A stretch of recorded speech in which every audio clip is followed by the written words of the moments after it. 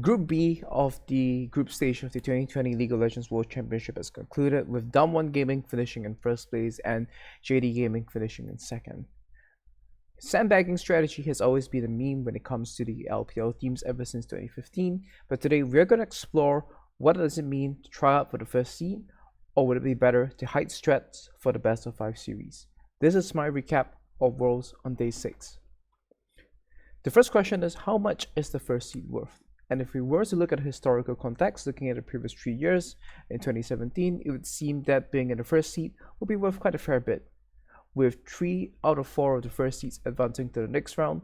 However, the only team that came in from the second seed was the eventual winners in Samsung. In 2018, on the other hand, what we saw was the reverse, with the second seeds all upsetting the first seeds, with the only exception being Fnatic, who made the finals.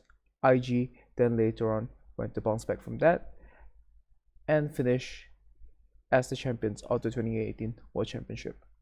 In 2019, we saw a 2-2 split, with SKT being the first seed that advanced and FPX also being the other first seed that advanced. FPX would then go on to win the 2019 World Championship. Overall, when it comes to being first seed against second seed, the record lies at a 5-5 tie.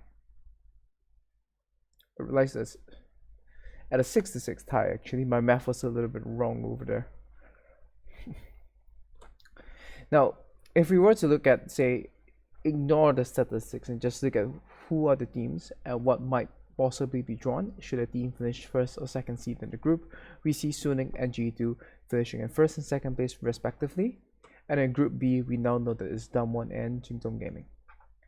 Group C has been yet to be determined, and Group D, while the final standings have not been determined just yet, TES is likely to finish first in the group with DRX in second place. Regardless of which teams that you are drawing, the answer is simple. First seed or second seed doesn't necessarily matter in this year's World Championship. What the teams want to draw is whoever makes it out of Group C.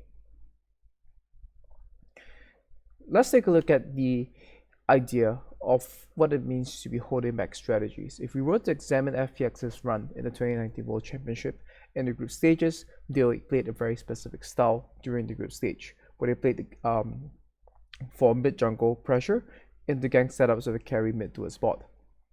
And mid and jungle didn't necessarily need to actively push, they just needed a roaming champion, which was Beast Rise, who could then skip the wave prio, rotate over to the bot lane and complete the dive with the hyper carry AD carry to then enable LWX on one of these champions to then take over the games. The only time they deviated from this strategy during the group stage was during their match against J team, which would determine if they would make the knockout stages or not, in which they popped up the Varus, and we saw a little bit of change in the way they played things, where the mid and jungle would play to pressure the opponents to enforce for the bot lane rather than actively seek to dive and find kills on the side of the map. Now, this priority in the way that they played the game saw a very big change once they entered the knockout stages, with the Varus picks becoming a very big priority, using this to beat Fnatic twice. Most people expect the FPX to struggle, as they only had seen one facade of how FPX were playing towards the meta, in which they just simply looked like an inferior RNG which wanted to facilitate a hyper carry AD carry. Fnatic had already beat them earlier, but once FPX swapped around to a different style of play, popping out the Varus and Tahm in the bot lane, they used the strategy twice to beat Fnatic, and later they would also use it to beat IG as well. All of a sudden, it seemed that Varus and Tahm would be a very big factor when playing up against FPX, and teams would snatch this pick away from them, and FPX had the counters prepared, playing the likes of Asriel and Sivir and earning additional wins during the knockout stages itself. Coupled with their priority in Nautilus being able to flex into the mid lane and support position, all of a sudden FPX, with this shift in strategy, were able to overwhelm their opponents. At this point of time, the standard bans on the red side were Pantheon, Kiana, and Xayah. Having to deal with all these additional shenanigans with FPX overwhelmed any team that would have to draft against them on red side. So let's take a look at what we saw in Group B. There were some accusations of Jingdong Gaming actually sandbagging some of the games, in which they dropped one game against PSG Talent. In the first round, what we saw was a very meta-reliant, very meta-compliant type of composition, where they will play a pressured mid laner, try to go for this 3-lane full court press style, and enable a farming jungler to be able to stack multiple drakes for themselves.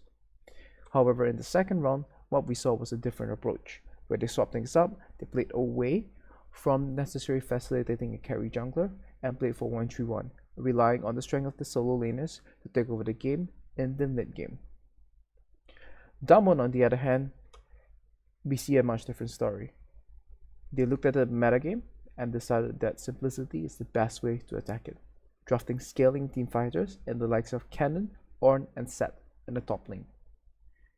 This enabled them to simply control neutral objectives, set up trap zones, and win team fights around these neutral objectives. The only time they deviated away from this strategy was when they played a 1-3-1 against JD Gaming, which could have arguably decided who would finish first in their group, as this was the first encounter that both teams had at the start of the group. So while people were looking at the LPL team and wondering if they were hiding strategies, what we see is a different approach to how these teams are playing once they both know that they are advancing towards the group stage. JD Gaming is expanding their repertoire, picking up new champions to show other teams that they can play much more than a single style, trying to overwhelm them in the preparation phase.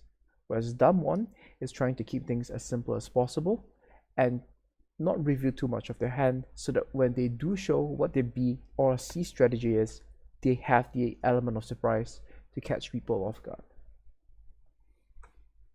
This kind of covers my thoughts on the approaches towards draft and strategy in Group B of the World Championship.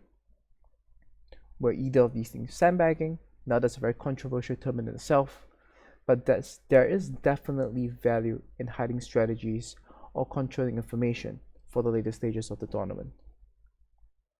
If you enjoyed this type of analytical content, please do consider giving this video a like and do subscribe to my channel. This was Jensen, and thank you for watching this video. Have a nice day and get hyped for Worlds.